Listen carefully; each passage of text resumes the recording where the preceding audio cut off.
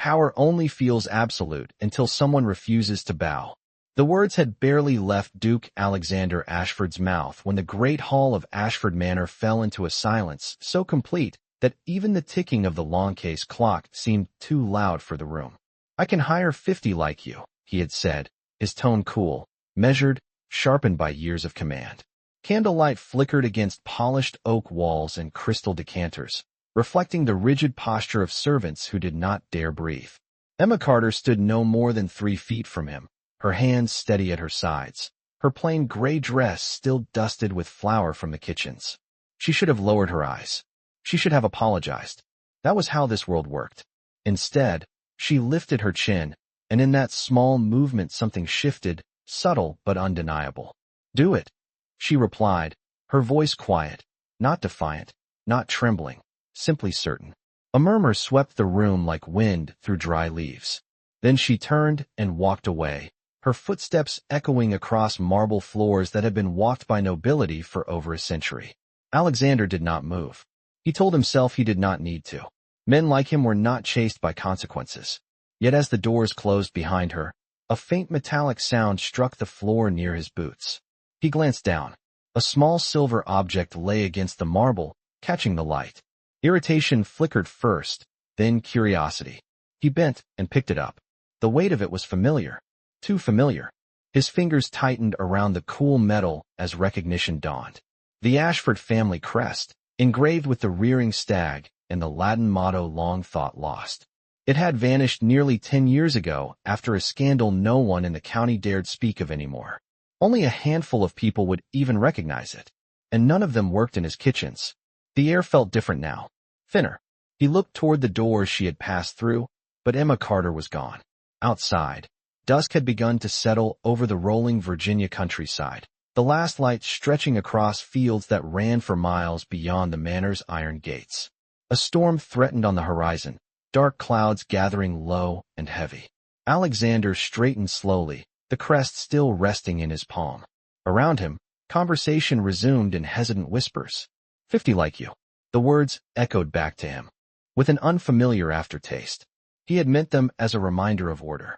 Replaceable, expendable, safe. But Emma had not flinched. She had not pleaded. She had simply walked away as though his wealth, his title, his influence over every acre within sight meant nothing at all. For the first time in years, the Duke of Ashford felt something dangerously close to uncertainty. He closed his hand around the silver crest and gave a single quiet command to the steward standing rigid at the far end of the hall. Find her. Not because she had defied him, not even because she had insulted him, but because the girl who could carry his family's lost seal and leave without fear was not someone he could simply replace. The wind had risen by the time Emma reached the edge of the estate, carrying the scent of rain across the wide Virginia fields that stretched for miles beyond Ashford Manor. She did not look back. The gravel drive crunched beneath her worn boots as she walked with measured steps, refusing to let urgency show in her stride. Inside her chest, her heart pounded so loudly she feared it might betray her composure, but her shoulders remained straight. Pride was the only possession no one had ever managed to take from her, and she guarded it carefully. In the grand hall behind her, Duke Alexander Ashford stood motionless long after the doors had closed. The silver crest pressed into his palm felt heavier than its modest size suggested, as though it carried with it a decade of unanswered questions. He dismissed the murmuring guests with a single glance. Authority followed him like a shadow, unquestioned and absolute. Yet tonight it felt oddly insufficient. Written in careful ink. She hesitated, then slipped it back inside her coat. The rain began as a fine mist, cooling her flushed cheeks. For a fleeting moment, doubt crept in. Employment at Ashford Manor meant stability. A warm bed. 3 meals a day. Yet she had learned long ago that security purchased at the cost of dignity always demanded more in return. Back in the manor, Alexander moved to his private study. The fire burned low, casting long shadows across shelves lined with leather-bound volumes. He set the crest upon his desk and studied it beneath the lamplight. The engraving was unmistakable. This was not a replica, not a trinket purchased in some market. This was the original Ashford seal, lost the night his father's reputation nearly collapsed under whispers and scandal. Only a handful of people had access to it before it disappeared. His jaw tightened, not in anger, but in something far more unsettling, uncertainty. He replayed the moment in the hall, her steady gaze, the absence of fear. Most people adjusted themselves in his presence, softened their voices, lowered their eyes. Emma Carter had done none of those things. Instead, she had spoken as though they stood on equal ground. The thought unsettled him more than the lost crest itself. Outside, thunder rolled faintly across the horizon. Emma resumed walking, the distance between herself and Ashford Manor widening with each step. She told herself that leaving was freedom, that she would not allow another powerful name to define her fate. Yet she could not shake the feeling that something had shifted inside those candlelit walls. And as the first real drops of rain began to fall, soaking through wool and cotton alike, she sensed with quiet certainty that the Duke of Ashford was not a man accustomed to unfinished business. By the time the rain settled into a steady downpour, Emma had reached the narrow country road that curved toward the small town 5 miles from the estate. Her coat clung to her shoulders, heavy with water, but she did not slow her pace. The night air smelled of wet earth and distant pine, and thunder rolled low across the sky like a warning she refused to heed. She told herself she had walked farther than this before. She had survived worse than a storm. Yet beneath her resolve lingered the quiet knowledge that walking away from Ashford Manor was not the same as escaping it. In his study, Alexander remained standing long after the fire had burned down to embers. The silver crest lay centered on his desk, illuminated by a single oil lamp. He had sent riders toward the eastern and southern roads, not in panic, but with measured instruction. No public search, no raised voices, simply quiet observation. He did not want gossip to reach the county by morning. He wanted answers before questions could form. The storm intensified, rain striking against tall windows in sharp bursts. He stepped closer to the glass, watching the faint glow of lanterns near the gatehouse. For years, his world had operated within clear boundaries. Orders given, orders followed. Yet tonight something refused to settle. He replayed the look in her eyes, not pleading, not proud, but resolute. It was the gaze of someone who had already lost too much to be frightened by losing more.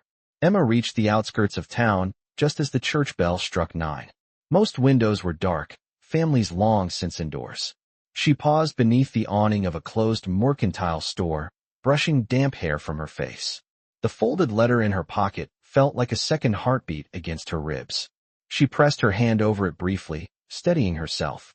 Across the street, a modest boarding house kept one light burning in an upstairs window. She could ask for a room. She had enough saved for a week, perhaps 2 if she was careful. Beyond that, she would need work. Honest work. Work that did not require silence in exchange for survival. A carriage will splash through a puddle somewhere behind her, and she stiffened instinctively, though she did not turn. It passed without slowing. She exhaled slowly, reminding herself that not every shadow belonged to him. Back at the manor, Alexander lifted the crest once more, turning it over between his fingers. There was a faint scratch along the edge, one he remembered from childhood when he had dropped it on the stone terrace. Memory settled into him with unwelcome clarity. This was not coincidence. Emma Carter had carried something tied to his family's past, and she had walked away as though she understood its value.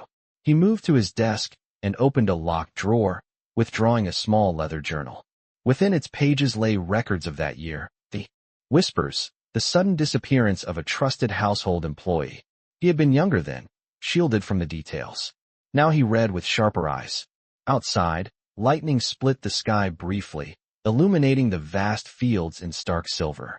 Emma finally crossed the street toward the boarding house, unaware that miles away a decision had already formed. Alexander Ashford was not a man who chased people, but he was a man who pursued truth. And tonight, those two things had become the same. The boarding house smelled faintly of wood polish and boiled tea, a quiet refuge from the storm that still swept across the countryside. Emma stood just inside the narrow foyer, water dripping from the hem of her coat onto a woven rug that had likely seen decades of weary travelers. A brass clock ticked steadily above the stairwell, marking time with patient indifference. The innkeeper, a gray-haired woman with observant eyes, studied her without suspicion, only mild curiosity. Emma offered payment for a single room, and spoke with the same calm composure she had maintained all evening. She did not mention Ashford Manor. She did not speak the Duke's name. Within minutes, she was shown to a modest upstairs room overlooking Main Street, no larger than 12 by 12 feet, with a narrow bed and a single window framed by thin curtains. It was simple. It was quiet. It was enough. She closed the door and leaned back against it, finally allowing her shoulders to soften. The storm rattled the glass, lightning flashing briefly across the ceiling in pale streaks. She removed the folded letter from her coat and laid it carefully on the small wooden desk. Her fingers lingered over the paper as if it held heat. The name written there had not faded with time, though the memory attached to it still carried weight. 10 years ago, she had been a frightened girl standing at the edge of someone else's scandal, a witness no one thought important enough to notice. Yet she had noticed everything, and she had kept silent when silence had cost her dearly. At Ashford Manor, Alexander did not sleep. The leather journal lay open before him, the pages brittle with age but unmistakable in detail. He traced a line of ink describing the abrupt departure of a household employee, a trusted assistant to his father who had left under circumstances never fully explained. Rumors had swirled that year like dust caught in summer wind. Reputations had nearly fractured. His father had insisted the matter was resolved. But resolved did not mean understood. He rose and crossed the room, pouring a small measure of water into a glass, untouched for several moments before he set it aside. Control had always been his strength. Control of land, of business, of perception. Yet tonight the absence of it unsettled him more than the storm outside. Emma Carter had walked away without hesitation, carrying a symbol that tied her to a chapter he had never been allowed to read in full. He replayed every interaction with her over the past months. The quiet efficiency in the kitchens. The way other servants gravitated toward her without quite realizing it. The dignity in her posture even when addressed sharply. He had mistaken that steadiness for obedience. It was not obedience. It was restraint. In her small room above the street, Emma knelt beside her trunk and retrieved a cloth-wrapped bundle. Inside lay a second object, older, worn smooth by years of careful handling. She unfolded the cloth and placed it beside the letter. The two items together told a story she had carried alone for far too long. The thunder softened into distant murmurs as midnight approached. She extinguished the lamp and lay down fully clothed atop the bedspread, staring at the faint outline of the ceiling in the dark. She had chosen distance over humiliation. She had chosen uncertainty over submission. Yet deep within her, beneath resolve and memory alike, she sensed that walking away had not ended anything. It had begun something neither she nor the Duke of Ashford could yet name. Dawn arrived quietly, washing the small town in a pale gray light that made everything appear softer than it truly was. Emma woke before the church bell rang 6, her eyes opening to the unfamiliar ceiling above her narrow bed. For a moment she forgot where she was. Then memory returned, steady and undeniable. Ashford Manor stood 5 miles away, yet it felt like a different world entirely. She sat up slowly, the events of the previous night replaying with uncomfortable clarity. The words spoken in the grand hall, the crest in his hand, the look in his eyes just before she walked away. She pressed her palms together and inhaled deeply, grounding herself in the present. The boarding house was quiet at this hour, only the faint clatter of dishes drifting up from the kitchen below. She rose and crossed to the small desk, where the folded letter and cloth-wrapped bundle still rested side by side. Morning light revealed the worn edges of the paper, the careful handwriting that had once meant safety. She traced the ink with her fingertip, but did not open it. Not yet. Some truths required more than daylight. Back at Ashford Manor, the storm had passed, leaving the fields glistening under a wide Virginia sky. Alexander stood on the terrace overlooking the estate, hands clasped behind his back. The land stretched endlessly before him, rows of trees lining the gravel drive, stone fences marking boundaries established generations ago. He had built his life upon such boundaries. Clear lines, defined roles. Yet the absence of one woman had unsettled the order of an entire household. Reports had arrived before sunrise. She had been seen entering the town late in the evening. A single room rented. No companions. No confrontation. The information brought neither relief nor satisfaction. It only confirmed that she had chosen distance deliberately. He returned to his study, the silver crest resting once more at the center of his desk.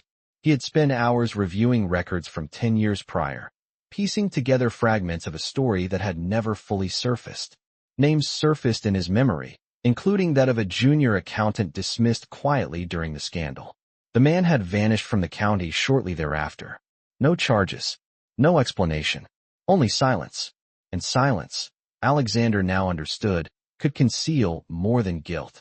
In her room above Main Street, Emma dressed in the same simple gray fabric she had worn the day before. She brushed her hair back and tied it neatly, her reflection in the small mirror revealing neither regret nor fear, only determination.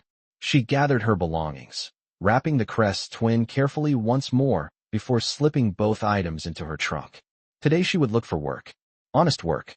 Perhaps at the schoolhouse or the bakery. She had lived with less before. She could do so again. Yet as she descended the narrow staircase, she felt a faint shift in the air, as though the storm had left behind something more than damp streets. Outside, a dark carriage rolled slowly down Main Street, wheels turning over wet cobblestones with deliberate patience. It did not hurry. It did not announce itself. It simply moved forward, stopping briefly across from the boarding house. The door remained closed. Inside, seated upright with composed restraint, Alexander Ashford looked toward the building's second-floor window. He had not come to demand. He had not come to threaten. He had come because questions left unanswered had begun to feel like weakness. And weakness was something he had never tolerated in himself.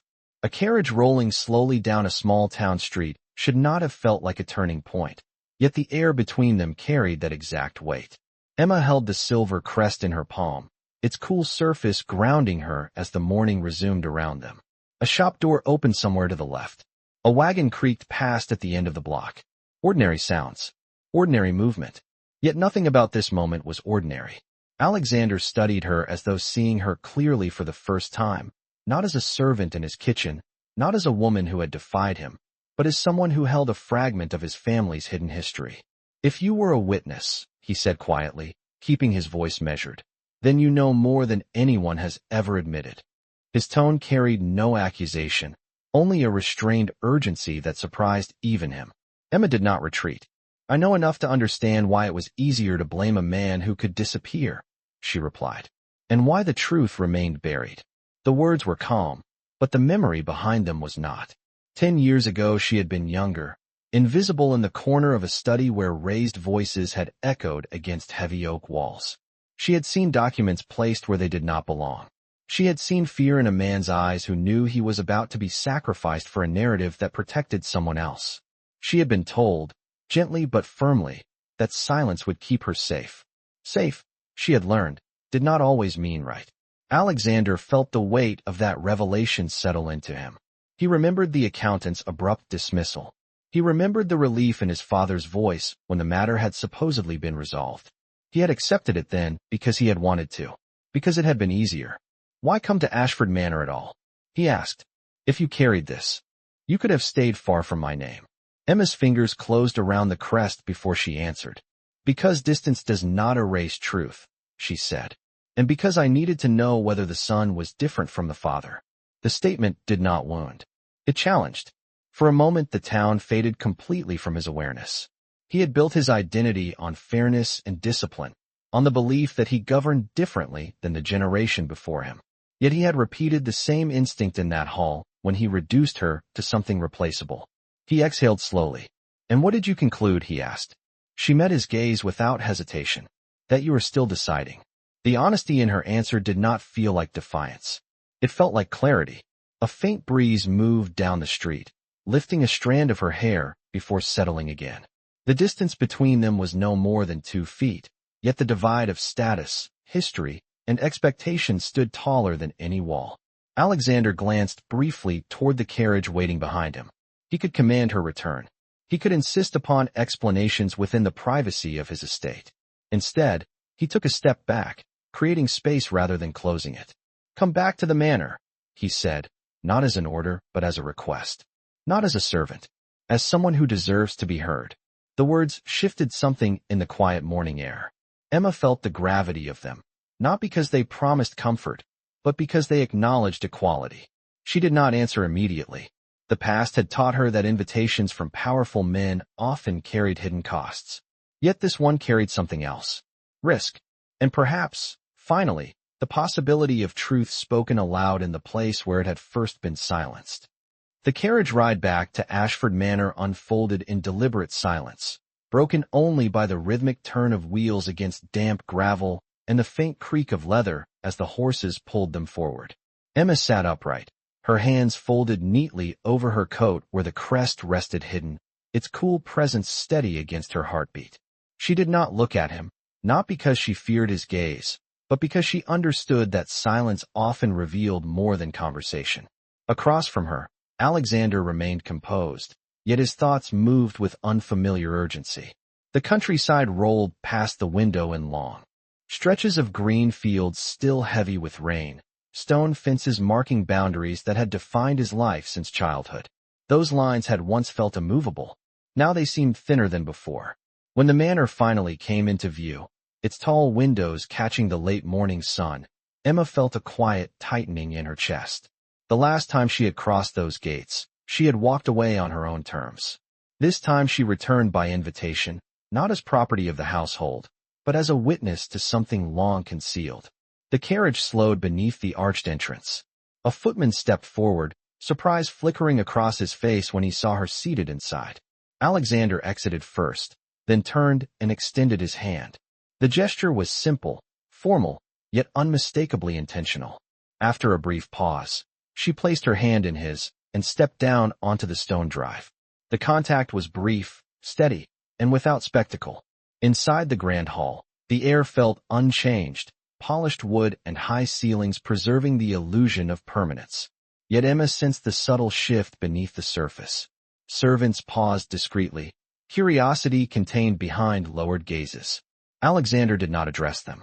He did not issue commands to restore order. Instead, he led Emma toward his study, the same room where decisions had once shaped the narrative of a scandal she had witnessed in silence. When the door closed behind them, the manor's noise faded entirely. Sunlight filtered through tall windows, illuminating the desk where the leather journal still lay open. Alexander moved to stand beside it, but did not sit. He faced her directly, removing any barrier between them. "Tell me everything," he said, his voice measured, stripped of authority. Emma set her small trunk near the wall and withdrew the cloth-wrapped bundle from within. She unfolded it carefully, revealing the second object she had guarded for years. A ledger page, torn cleanly from a larger book, bearing signatures and notations that contradicted the official record of that year. She placed it beside the journal without flourish. "The accountant did not misplace funds," she said quietly. "He refused to alter figures that would have protected someone else." Alexander's gaze dropped to the paper, recognition dawning in stages. He traced the handwriting, familiar yet long absent. "My father," he said, not as an accusation, but as an acknowledgement. Emma nodded.